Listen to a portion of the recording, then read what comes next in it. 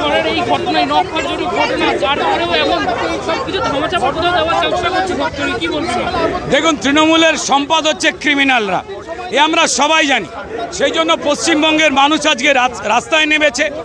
আমাদের মায়েদের, বোনেদের পশ্চিমবঙ্গের মান সম্মান রক্ষা করবার এই তৃণমূলের ক্রিমিনালদের হাত থেকে প্রতিবাদে গর্জে উঠেছে পুরো রাজ্য। তাই তৃণমূলের ক্রিমিনালদের মুখ্যমন্ত্রী মমতা বন্দ্যোপাধ্যায় আজকে কন্যাদের স্ত্রী নষ্ট করে একটা ডাক্তার বোনের জীবন শেষ করে দিয়ে তার ক্রিমিনালদের পুলিশকে দিয়ে এভিডেন্স ট্যাম্পার করাচ্ছে, ঘরদোর ভেঙে দিচ্ছে। যে ঘরের পাশে এই কাণ্ড ঘটেছিল, এভিডেন্স ট্যাম্পার। এবং আজকে উনি কেক কাটছেন, বিরিয়ানি খাচ্ছেন, উৎসব করছেন।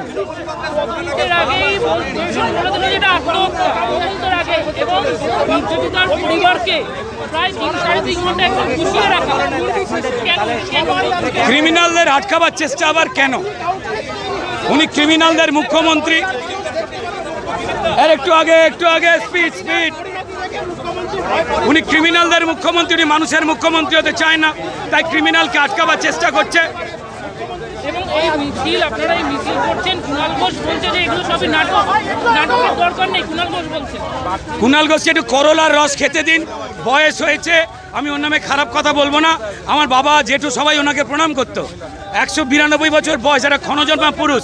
একটু করলা, তার সঙ্গে বাঁধাকপির ঝোল, দেখবেন ভালো হয়ে গেছে। বড্ড খারাপ লাগে মানুষটার জন্য গো দাদা।